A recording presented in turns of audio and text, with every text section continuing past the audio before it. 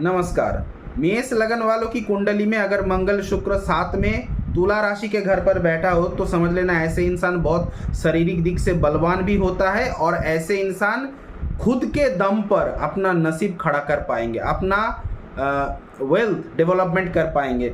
Video छोटा है लेकिन बहुत ही इंफॉर्मेटिव है। वीडियो को बिना स्किप करके एंड तक जो भी इंसान पूरा देखेंगे उसे ही फुल इन्फॉर्मेशन मिल पाएंगे, वरना नहीं। तो चलिए शुरुआत करते हैं। पहले तो आपका जानना चाहिए कि आपका मेष लगन है या नहीं, कैसे पता चलेंगे।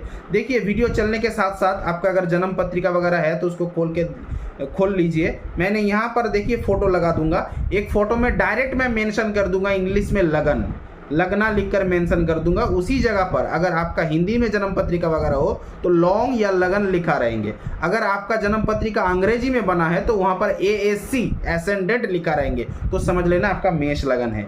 तो ऐसे में मेष लगन की जन्म पत्रिका में मंगल कौन सा घर का मालिक होता है? लगन का लॉर्ड और 8th हाउस का लॉर्ड। तो लगन का लॉर्ड और 8th हाउस का लॉर्ड, 2nd हाउस का लॉर्ड यानी कि धन भावपति और 7th हाउस का लॉर्ड यानी कि व्यवसाय बिजनेस भावपति के साथ अगर 7th हाउस पर ही यानी कि मेष का 7 तुला राशि के घर पर ही बैठा है तो ये अति उत्तम। ये इंसान को शारीरिक रूप से बलवान भी कर देता है और इंसान अपने जिद के मतलब खुद के दम पे खुद से कुछ करके मतलब सेल्फ डेवलपमेंट होता है। तो ये मैं नहीं कह रहा हूँ, ये कह रहे हैं पराशर जी ने अपने शास्त्र में। भावार्थ रत्नाकर श्लोक नंबर 15 में लिखा है, मेषे यातस्य यानी कि मेष लगन वालों की कुंडली में भौमापि सप्तमे संस्थित। भौमापि, भौम मतलब आप लोग जानते हो कि किसको बोला जाता है? मंगल को, और अपि मतलब शुक्रदेव को।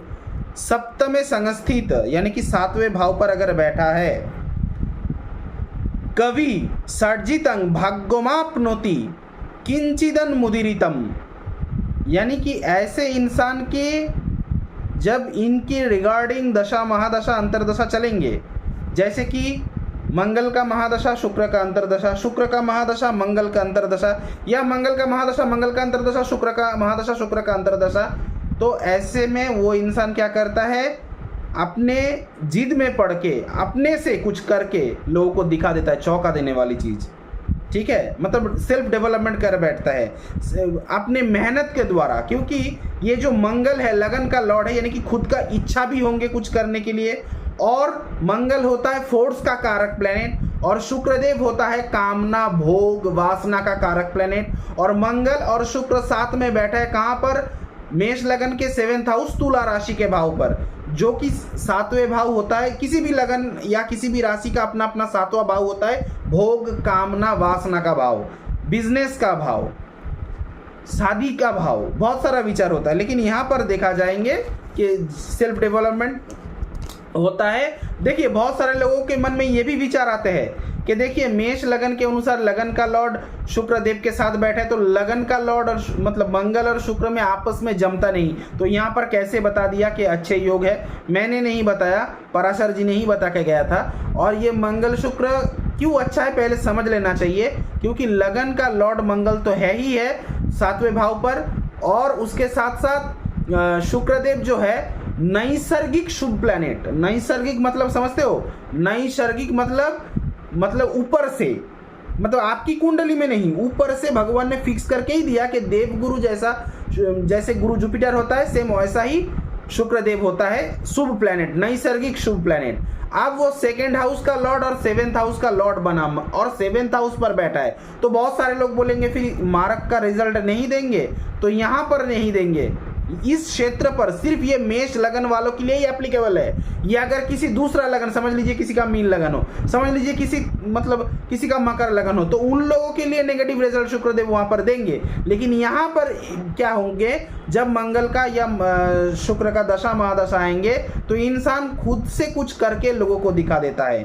ठीक है, इस बात का ध्यान रखें, क्योंकि ये लोग जब 7वें भाव पर, मेष लगन के 7वें भाव पर बैठा रहेंगे तो इन लोगों का 7वीं दृष्टि, दोनों का ही, मंगल का और शुक्र का, दोनों का ही 7वीं दृष्टि रहेंगे लगन पर। तो लगन पर एक से अधिक प्लेनेट की दृष्टि, तो यहाँ पर लगन भी पावरफुल हुआ तो शरीर भी ठीक रहेंगे। शरीर ठीक रहेंगे तो बोलता है ना शरीर ही संपद है, तो वो इंसान खुद कुछ करके लोगों को दिखा देता है। और एक चीज आप लोग ध्यान से रखना कि मेष लगन के अनुसार 9th हाउस कौन सा होता है? मेष लगन के अनुसार 9th हाउस होता है धनु राशि, और धनु राशि 9th का 11th कौन सा होता है? 9th का 12th होता है वृश्चिक, और 9th का 11th होता है यानी कि 9 भाग्यस्थान का वृद्धि, 9th का 11th हाउस यानी कि भाग्यस्थान का डेवलपमेंट, 9th का 11th हाउस होता है मेष लगन के लिए तुला लगन। वहां पर मंगल शुक्र जब बैठेंगे और उनके दशा महादशा के रिगार्डिंग इंसान को खुद समझ में आ जाएंगे, अगर किसी नेगेटिव इन्फ्लुएंस ना हो।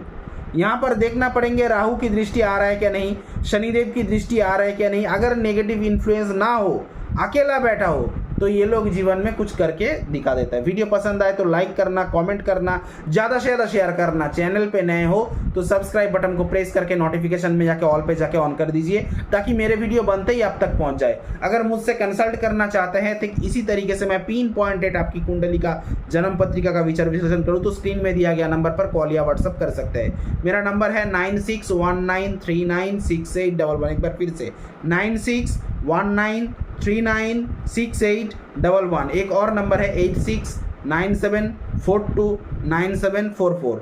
एक बार फिर से बता रहा हूँ 8697429744। आप दोनों में ही कॉल कर सकते हैं, दोनों में ही व्हाट्सअप कर सकते हैं, मैं ही हैंडल करता हूँ, चिंता करने की कोई बात नहीं। आज यहीं पे खत्म करता हूँ, मिलता हूँ किसी नेक्स्ट वीडियो पे किसी और नेक्स्ट टॉपिक पे। तब तक के लिए जय श्री राम।